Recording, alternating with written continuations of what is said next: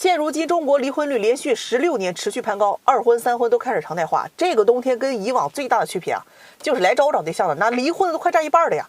为什么如今的离婚率会持续上涨？说的直白点，因为大家在结婚之后过得并不幸福呀。那我今天就跟大家唠一唠啊，找结婚对象你到底重点要看什么？很多人你都选错了。有位男士给我打电话咨询要不要离婚啊，他跟老婆相亲认识的啊，谈不上多喜欢，就是觉得合适就谈了。还没结婚的时候，这两个人就会因为一些非常小的事情发脾气，比如啊，因为不熟悉路而走错了路，饭菜做的不合口味了，晾衣服有两件衣服没有晒呀，没挂整齐啊，这些小事等等啊，都能成为两个人争吵的点。开始呢，以为这些都是一些小事，生活习惯不同导致的嘛，以后在一起时间长了呀，互相磨合就好了。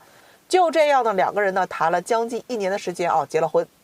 这没成想呀，婚后鸡毛狗碎的事情更多了，因为各种小事争吵的现状非但没有进行改善，反而比结婚之前凶得更厉害。尤其是有了孩子之后，琐事多呀，这女方带孩子也比较辛苦啊，男方一回家就是各种被教育，门没关呀，衣服没洗，这活没干啊，回到家总觉得这个就很压抑。吃完晚饭出去遛弯了半个多小时啊，回来之后又被骂，大晚上不在家待着，你出去那么长时间干什么？最后男方实在忍不住说了一句啊，就这点事你至于发脾气吗？好了，这一句话就跟捅了马蜂窝呀，骂了更凶了。每天过得好像心惊胆战，就怕什么事情啊做的不顺他的想法，或者哪句话呀刺了他，他就开始跟家人闹啊。总之呢，就是一些小到陈芝麻烂谷子的事情，你认为都是一些不是事儿的事儿，都会吵一架。长久以往下去啊，有家不想回，每天筋疲力尽。哎呀，前些日子呢，男方呢提了离婚，但家里人都反过来劝他呀，觉得都是一些小事儿，一个大男人应该多包容一下自己另一半的脾气。可是包容了5年7年，自己太内耗了，已经筋疲力尽了。有一种婚姻你看着都觉得累，就是这种。他问我要不要离婚啊？很多人来找我咨询的时候，并非不知道答案，只是想找人确认一下自己的决定而已。我常说呀，好的婚姻一定是两个人具备化解矛盾的能力。这就像跟合伙开公司一样，你遇到问题是可以沟通解决的，化解矛盾而不是激化矛盾。打败婚姻的从来都不是大事，而是各种鸡毛蒜皮的小事。其实呢，他们这段感情啊，从结婚之前就已经错了，那个时候就已经有矛盾了，尤其是因为小事情而吵架，这种是最不能结婚的。小事你互相都包容不了，你指望两个人能过好一辈子吗？很多人总觉得啊，都是一些小事情，忍忍就过去了。你可以忍1年2年，但是你忍不了30-50年。好的伴侣啊，真的可以减轻你一半的人生疾苦；不好的伴侣，你余生都会觉得很痛苦。这种婚姻啊，真的看着都累啊，无形当中压死人，有苦说不出。即便结了，你也会离婚。所以找对象最重要的是什么？条件是基础，最重要的是脾气、性格、人品啊，乖乖。找女人一定要找温柔如水的，找男人就要找脾气稳重的。找遇到矛盾的时候不冷战不刺激你，能心平气和跟你沟通的，遇事就能包容你的。遇到矛盾不怕，他反而是最可以看得出来两个人能否结婚的。对的那个人，他就像你生活当中一束光，就像这冬天里的一束暖阳，可以照亮你，可以温暖你。你因为遇到了他，你遇到了更好的自己，你发现自己更美更善良，每天都过得很幸福，那才是你应该遇到那个人，而不是因为一些鸡毛蒜皮的事情整天吵架，连幸福你都感觉不到。离婚原因里面排名第一的是性格不合，其次是性生活不和谐，而后面的则是一些原则性的问题。这里面大部分的问题其实是从你结婚之前就可以筛选出来的，你是可以避免离婚的，但是你偏偏高看了自己和婚姻啊。被雄狮征服过的人怎么可能看得上野狗？有一位姑娘来找我交对象，92年的，身高大约有个160啊，体重100斤左右，素颜有个7分，学历大专，月收入1万多，私企销售。他的择偶要求没有具体到车房年收入，而是要求男方啊情商要高，有出众的工作能力和社交能力，可以征服他。哎呀我的娘啊！听完我就跟他说啊，你这择偶要求可不行，你得具体一些。他就给我举了2个例子。这第一个呢是前任啊，89年的高材生啊，知名企业的中层管理，年收入在80-90万。两人同居了2年，到了谈婚论嫁的时候啊，人男方呀不同意他见父母，两人呢就因为这个事情争吵了起来，分了手。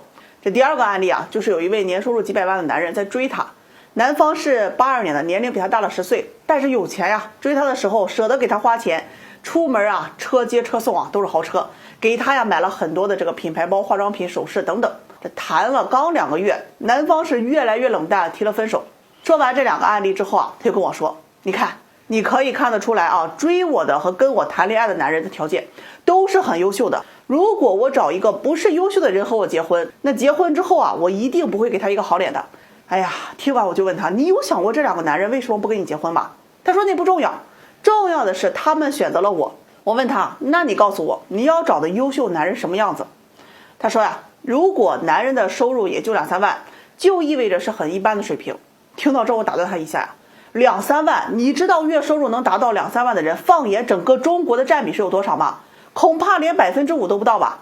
他说有多少也不重要，他想要找的这个男方啊，年薪起码100万起步，工作体面，房子全款，年龄在35岁以内，还要有气质的。哎呀，听完我是真无语啊！这种条件的男人在相亲市场上都是被抢的，还能轮到你32岁捡漏吗？他说我可以给他做老婆，我可以照顾他呀。哎，听完水里的王八都得给呛死。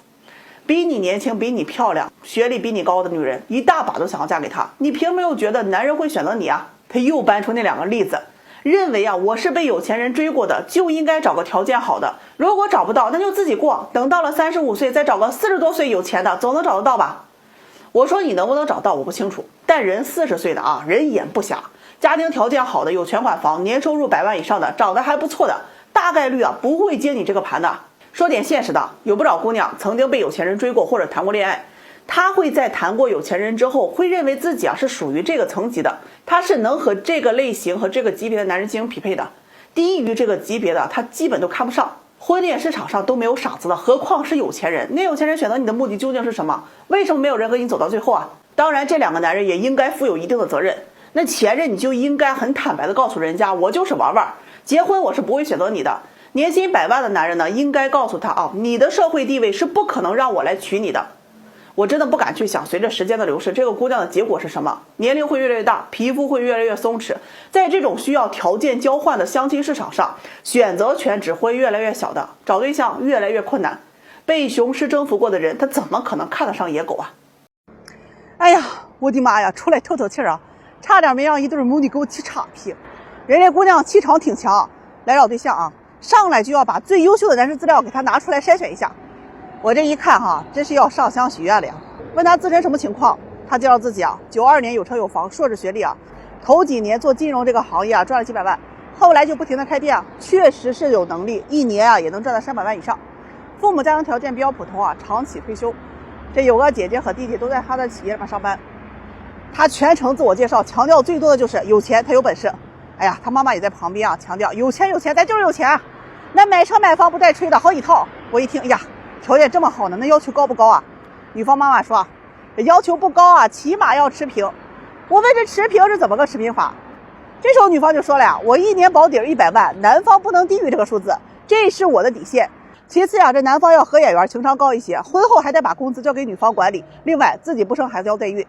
我这一听啊，光看脸看年龄这一步，这100万的优质男人就不想认识你了，你这还要求还这么多。我说我介绍不了啊，这庙太小装不了大佛嘛，出门又转找别的庙。他问我为什么，我说啊，你这一年赚这么多钱，你给男人得花多少钱？他说男人养家，为什么我要花钱？我问他房子这么多套，能不能给男人一套啊？他说不能。问他平常生活能不能哄哄男人？他说应该男人哄，凭什么我哄？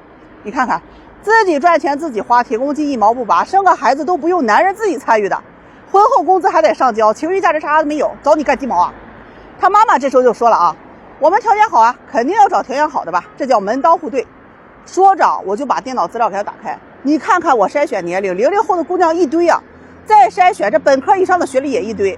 现在相亲半个天下都是00后了，他们又年轻又活力还听话，你年龄大脾气还急，有钱又不给他花，还要花他钱，找你干鸡毛啊？这姑娘就不服，说曾经有年薪100万的人追过我，我是有婚恋价值的。哎呀，真的啊，我这一听啊，我就怕跟你相亲过的那些人呢，都得被你说成追你的。问他怎么没成啊？他说不喜欢男方丑，想找个帅的。有些人啊，会凭运气得到一些想要的东西，但最后真的会凭本事失去的。一个人的婚恋价值不是取决于你自身的条件，而是取决于适配你的人有多少啊。在婚恋市场，这男人多数会先看女人性价值，也就是你的年龄、外貌、身材等等。只要我喜欢你，我就不会对你的经济要求啊提出过高。反而相亲市场上大多数女人都先看男人的经济价值，你有车有房，年收入几十万我才会考虑。为什么剩女越来越多，还自称优质？